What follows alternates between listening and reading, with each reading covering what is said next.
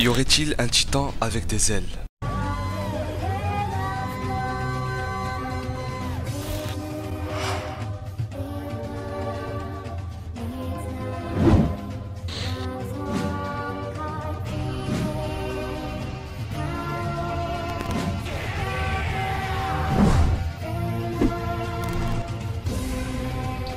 Oh hi tout le monde, j'espère que vous allez bien. Alerte spoil déjà, veuillez regarder la vidéo si vous êtes à jour dans le manga. Aujourd'hui, on va s'intéresser au fameux titan dont tout le monde parle. Et ça depuis la sortie du chapitre 93. Bien évidemment, j'ai cherché sur YouTube pour voir si cette théorie a déjà été faite. Et je n'en ai trouvé qu'une seule de la part de Sora Theory, qui est excellente avec des arguments parfaits. Elle sera en description et voici un passage. Il fallait l'attaque, mais aussi la défense. Il fallait la grandeur, s'imposer. Il fallait avoir les qualités d'une reine, d'une femme forte, avec un côté animal qui existe en chacun de nous.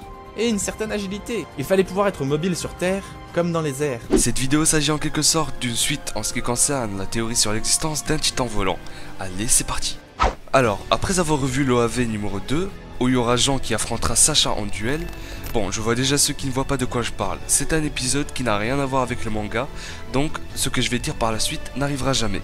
Et si vous voulez voir cet OAV, il sera en description aussi. Donc à un moment, on voit Mikasa, Connie, Armin, Jean et Historia se transformant en titan. Et waouh, c'est rien d'étonnant, à part qu'on aperçoit un titan avec des ailes. Et bien sûr, en parlant du 93, cette scène où le Marshal se demandait s'il y avait un titan ailé.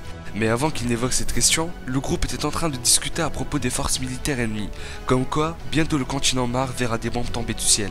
Ils avouent qu'ils étaient supérieurs lorsqu'on parle de combat terrestre, mais en ce qui concerne l'aérien, ils ne possédaient pas vraiment une technologie plus développée que les autres. Ce qu'ils craignaient, c'est de voir les autres attaquer avec des bombes tombant du ciel comme j'ai dit.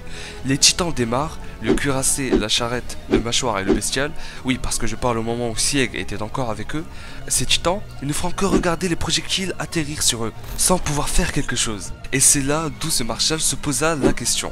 On peut très bien conclure que ça ne soit que de l'ironie ou une blague, vu qu'il était assez déçu de cette situation. Mais si, il était vraiment sérieux. D'après les événements récents dans le manga, plutôt le chapitre 107, on apprend qu'Historia veut posséder le bestial. Et en vous rappelant que le titan ailé, c'était la même personne dans l'OAV. Historia Res s'était transformé en titan avec des putains d'ailes. Ce serait un signe qu'elle sera le titan dont on parle. Le fait aussi qu'elle soit vue comme un dieu, une divinité et une déesse, dans l'animé par Sacha, Armin et Jean, me laisse penser ça. Après, c'est vrai qu'ils avançaient avec ça pour nous montrer à quel point elle était gentille, mais ça reste un indice selon moi. Autre chose, l'OAV nommé le Carnet Gills est sorti le 9 août 2011 au Japon, et le chapitre où on voit le titan bestial pour la première fois est sorti le 7 décembre 2012. Je pense pas que vous avez saisi où je voulais en venir.